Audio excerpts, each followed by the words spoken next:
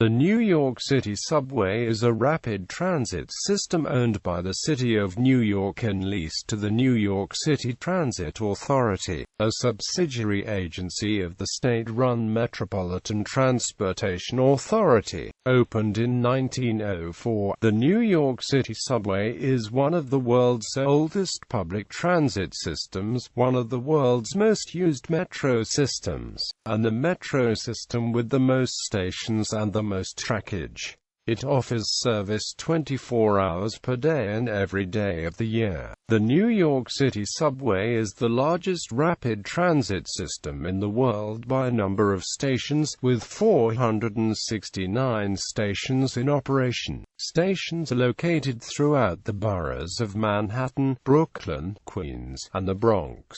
The Staten Island Railway is not officially considered part of the subway, as it lacks a rail link with the subway system, so passengers to another borough take a ferry or a bus. The Port Authority Trans-Hudson and the AirTrain JFK, in Manhattan and Queens respectively, accept the subway's MetroCard but are not part of the subway, thus, free transfers are not allowed.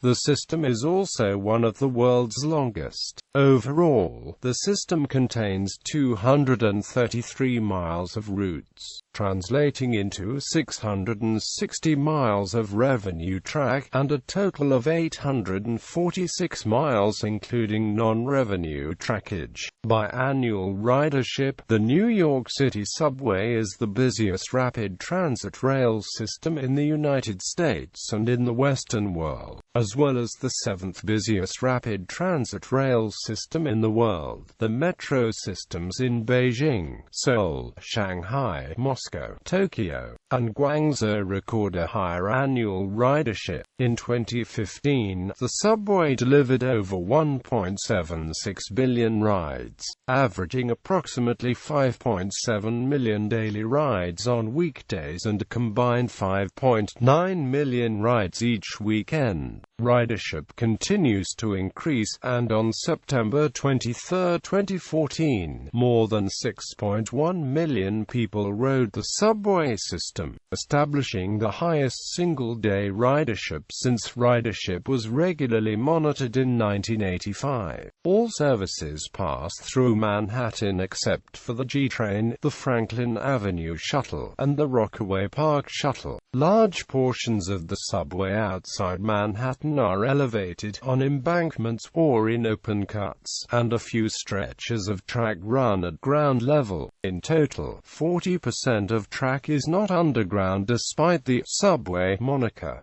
Many lines and stations have both express and local services. These lines have 3 or 4 tracks. Normally, the outer 2 are used for local trains, while the inner 1 or 2 are used for express trains. Stations served by express trains are typically major transfer points or destinations. History: Alfred Ely Beach built the first demonstration for an underground transit system in New York City in 1869 and opened it in February 1870. His beach, pneumatic transit only extended 312 feet under Broadway in Lower Manhattan, operating from Warren Street to Murray Street, and exhibited his idea for a subway propelled by pneumatic tube technology. The tunnel was never extended for political and financial reasons, although extensions had been planned to take the tunnel southward to the Battery and northwards towards the Harlem River. In 1912, workers excavating for the present-day BMT Broadway line dug into the old beach tunnel. Today, no part of this line remains, as the tunnel was completely within the limits of the present-day City Hall station under Broadway. The Great Blizzard of 1888 helped demonstrate the benefits of an underground transportation system. A plan for the construction of the subway was approved in 1894, and construction began in 1900. The first underground line of the subway opened on October 27, 1904, almost 36 years after the opening of the first elevated line in New York City, which became the IRT 9th Avenue line. The fare was 5 cents, and on the first day the trains carried over 150,000 passengers. The oldest structure still in use opened in 1885 as part of the BMT Lexington Avenue line in Brooklyn and is now part of the BMT Jamaica line. The oldest right-of-way, which is part of the BMT West End line near Coney Island Creek, was in use in 1864 as a steam railroad called the Brooklyn, Bath and Coney Island Railroad. By the time the first subway opened, the lines had been consolidated into two privately owned systems, the Brooklyn Rapid Transit Company and the Interborough Rapid Transit Company. The city built most of the lines and leased them to the companies. The first line of the city-owned and operated independent subway system opened in 1932. This system was intended to compete with the private systems and allow some of the elevated railways to be torn down, but stayed within the core of the city due to its small start-up capital. This required it to be run at cost, necessitating fares up to double the 5-cent fare popular at the time. In 1940, the city bought the two private systems. Some elevated lines ceased service immediately while others closed soon after. Integration was slow, but several connections were built between the IND and BMT. These now operate as one division, called the B division. Since the IRT tunnels, sharper curves, and stations are too small and therefore cannot accommodate B division cars, the IRT remains its own division, the A division. However, many passenger transfers between stations of all three former companies have been created, allowing the entire network to be treated as a single unit. The New York City Transit Authority, a public authority presided by New York City, was created in 1953 to take over subway, bus, and streetcar operations from the city, and placed under control of the state-level Metropolitan Transportation Authority in 1968.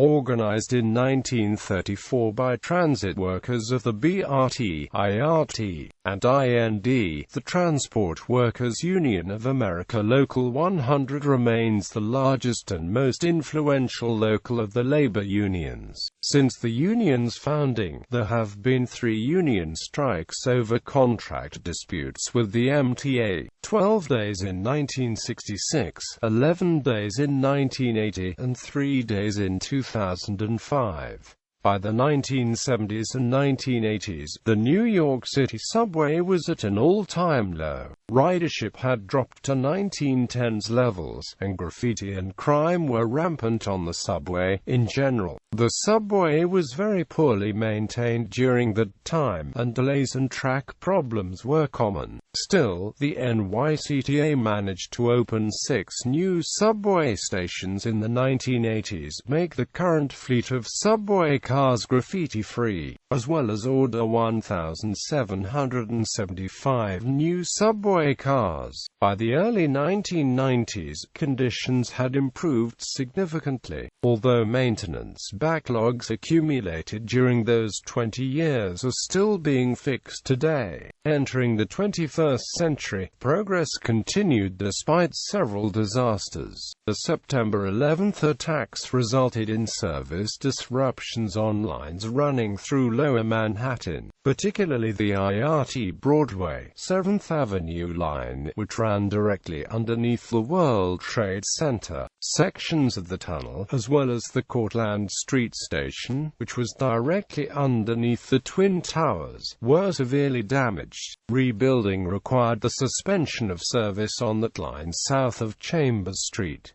10 other nearby stations were closed for cleanup. By March 2002, 7 of those stations had reopened.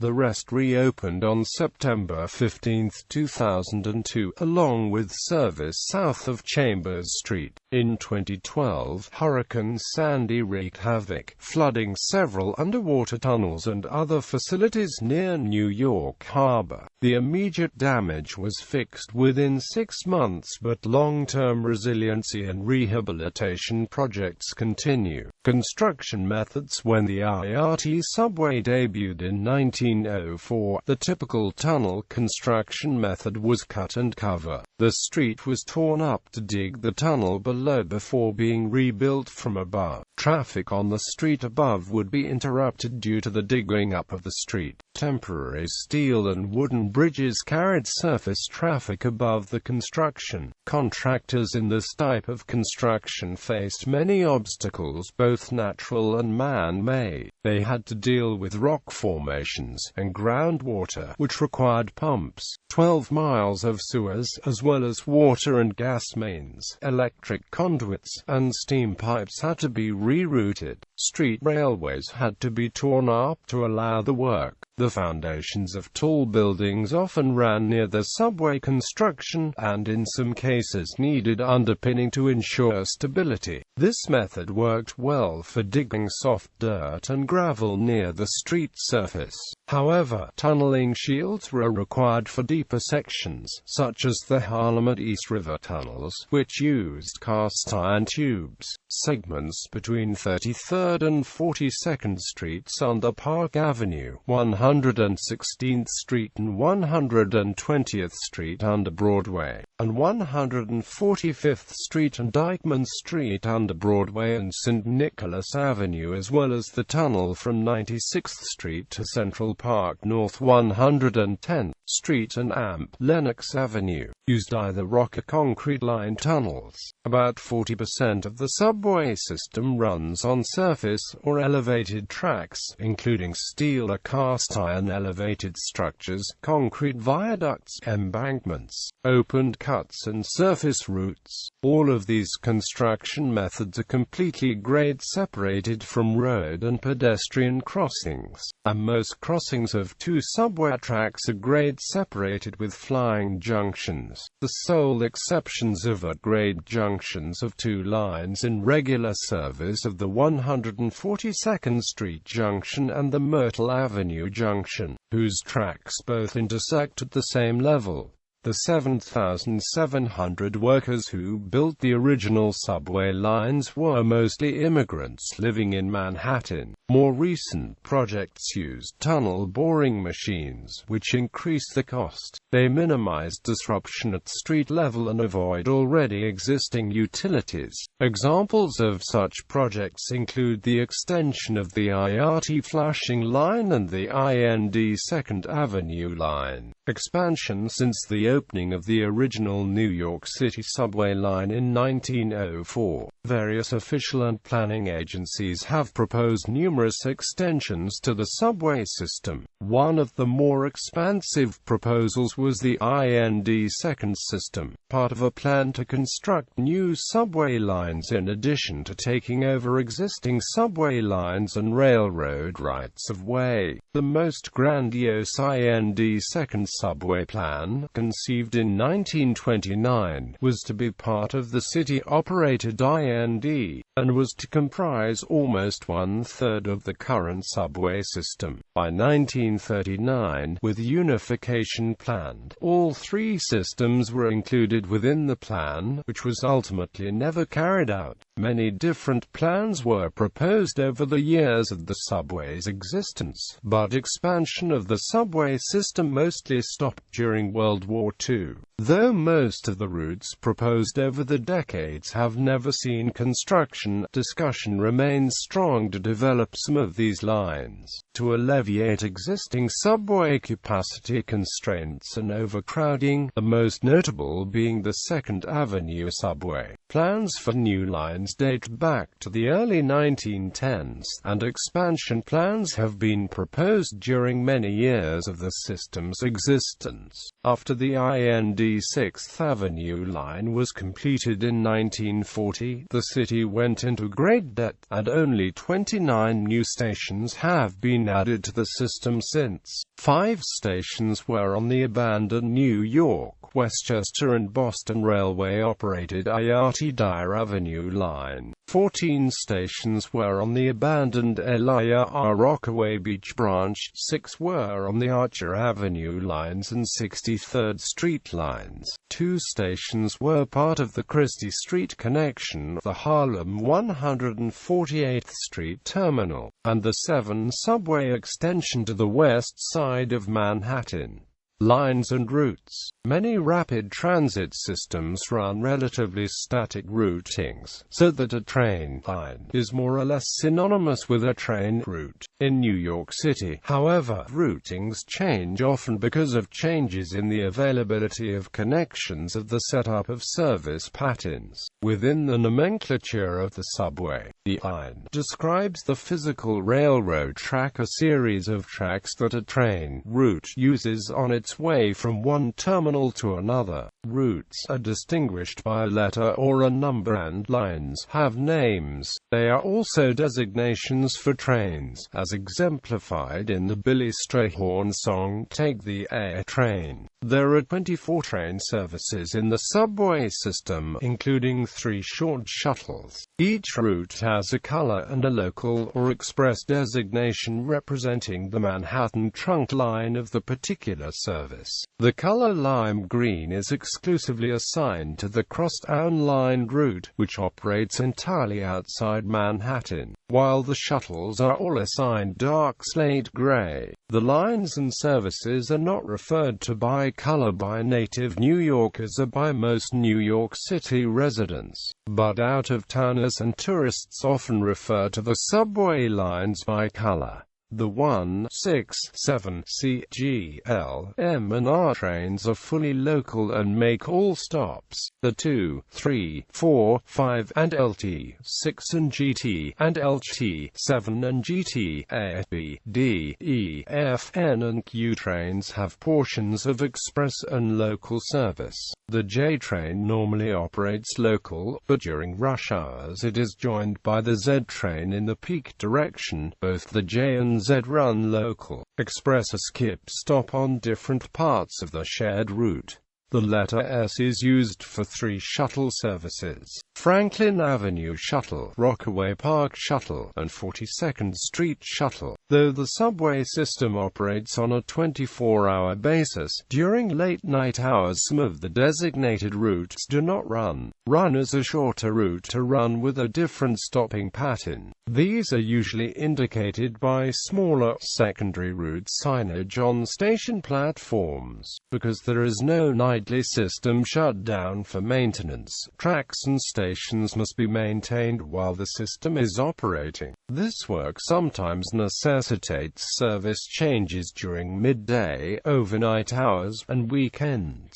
See also fast track below. When parts of lines are temporarily shut down for construction purposes, the Transit Authority can substitute free shuttle buses to replace the routes that would normally run on these lines. The Transit Authority announces planned service changes through its website via placards that are posted on station and interior subway car walls, and through its Twitter page. Trunkline's subway map. Current official transit maps of the New York City subway are based on a 1979 design by Michael Hertz Associates. The maps are not geographically accurate due to the complexity of the system, but they do show major city streets as an aid to navigation. The newest edition took effect on June 27, 2010, and makes Manhattan bigger and Staten Island smaller. Earlier diagrams of the subway, while being more aesthetically pleasing, had the perception of being more geographically inaccurate than the diagrams today. The design of the subway map by Massimo Vignelli, published by the MTA between 1972 and 1979, has become a modern classic, but the MTA deemed the map flawed due to its placement of geographical elements. A late-night-only version of the map was introduced on January 30, 2012. On September 16, 2011, the MTA introduced a Vignelli-style interactive subway map, The Weekender, to its website. As the title suggests, the online map provides information about any planned work from late Friday night to early Monday morning. Several privately produced schematics are available online or in printed form, such as those by Hagstrom Map. Additionally, the New York City subway map has served as the subject of artistic endeavors. Stations. Most of the 469 stations are served 24 hours a day. Underground stations in the New York City subway are typically accessed by staircases going down from street level. Many of these staircases are painted in a common shade of green, with slight or significant variations in design. Other stations have unique entrances reflective of the location or date of construction. Several station entrance stairs, for example, are built into adjacent buildings. Nearly all station entrances feature color-coded globe or square lamps signifying the status as an entrance. Out of all the stations on the New York City subway, 277 are fully underground. 153 are elevated stations. 29 are on an embankment. 9 are open-cut stations. This means that 61% of the stations are below the surface, 39% of stations are above the surface or overground. Concourse. Many stations in the subway system have mezzanines. Mezzanines allow for passengers to enter from multiple locations at an intersection and proceed to the correct platform without having to cross the street before entering. Inside mezzanines are fare control areas where passengers physically pay their fare to enter the subway system. In many older stations, the fare control area is at platform level with no mezzanine crossovers. Many elevated stations also have platform-level fare control with no common station house between directions of service. Upon entering a station, passengers may use station booths or vending machines to buy the fare, which is currently stored in a Metro card. Each station has at least one booth, typically located at the busiest entrance. After swiping the card at a turnstile, customers enter the fare-controlled area of the station and continue to the platforms. Inside fare control are off-hours waiting areas which consist of benches and are identified by a yellow sign. Platforms. A typical subway station has waiting platforms ranging from 480 to 600 feet long, though some IND platforms may be as long as 660 to 745 feet long. Platforms of former commuter rail stations, such as those on the IND Rockaway line, are even longer, due to the large number of transit lines. One platform. A set of platforms often serve more than one service. Passengers need to look at the overhead signs at the platform entrance steps and over each track to see which trains stop there and when, and at the arriving train to see which one it is. There are a number of common platform configurations. On a double-track line, a station may have one center island platform used for trains in both directions, or two side platforms, one for a train in each direction. For lines with 3 or 4 tracks with express service, local stops will have side platforms and the middle 1 or 2 tracks will not stop at the station. On these lines, express stations typically have 2 island platforms, one for the local and express in one direction, and another for the local and express in the other direction. Each island platform provides a cross-platform interchange between local and express services. Some lines with 4-track express service have 2 tracks each on 2 levels and use both island and side platforms. Accessibility. Since the majority of the system was built before 1990, the year the Americans with Disabilities Act went into effect, Many New York City subway stations were not designed to be handicapped accessible. Since then, elevators have been built in newly constructed stations to comply with the ADA. In addition, the MTA identified key stations, high traffic and/or geographically important stations, which must conform to the ADA when they are extensively renovated. As of March 2016, there are 103 currently accessible stations. Many of them have auto-gate access. Under the current MTA plans, the number of ADA-accessible stations will go up to 144 by 2020. The MTA has been sued by a disability rights group for not including an elevator. During the $21 million renovation of the Middletown Road subway station in the Bronx, only 19% of all of the subway system stations are fully accessible to people with disabilities. Rolling Stock. As of December 2015, the New York City subway has 6,407 cars on the roster. A typical New York City subway train consists of 8 to 11 cars, although shuttles can have as few as 2, and the train can range from 150 to 600 feet in length. The system maintains two separate fleets of cars, one for the A division routes and another for the B division routes. All B division equipment is about 10 feet wide and either 60 feet 6 inches or 75 feet long, whereas A division equipment is approximately 8 feet 9 inches wide and 51 feet 4 inches long. There is also a special fleet of B division cars that is used for operation in the BMT Eastern Division, where 75-foot-long cars are not permitted. Cars purchased by the City of New York since the inception of the IND and the other divisions beginning in 1948 are identified by the letter R, followed by a number e.g. R32. This number is the contract number under which the cars were purchased. Cars with nearby contract numbers may be relatively identical, despite being purchased under different contracts and possibly built by different manufacturers. Since 1999, the R142, R1428, R143, R160, and R188 cars have been placed into service.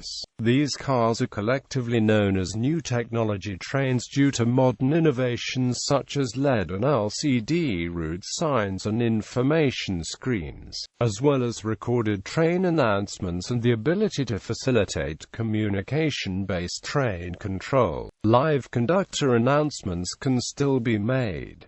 On March 24, 2012, the MTA announced that it ordered 300 179 subway cars from Bombardier. The total price of the contract is $599 million, with the first test train of 10 cars arriving in June 2016. Due to ongoing delivery problems, fares. Riders pay a single fare to enter the subway system and may transfer between trains at no extra cost until they exit via station turnstiles. The fare is a flat rate regardless of how far or how long the rider travels. Thus, riders must swipe the MetroCard upon entering the subway system, but not a second time upon leaving. As of April 2016, nearly all fares are paid by MetroCard. The base fare is $2.75 when purchased in the form of a reusable paper ride. MetroCard, with the last fare increase occurring on March 22, 2015. Single-use cards may be purchased for $3, and 7-day and 30-day unlimited ride cards can lower the effective per-ride fare significantly. Reduced fares are available for the elderly and people with disabilities. Currency collected throughout the system is handled by the money room. MetroCard. In November 1993, the subway system introduced a fare system called the MetroCard, which allows riders to use cards that store the value equal to the amount paid to a station booth clerk or vending machine. The MetroCard was enhanced in 1997 to allow passengers to make free transfers between subways and buses within 2 hours. Several MetroCard-only transfers between subway stations were added in 2001, with the addition of unlimited ride MetroCards in 1998. The New York City transit system was the last major transit system in the United States, with the exception of BART in San Francisco, to introduce passes for unlimited bus and rapid transit travel.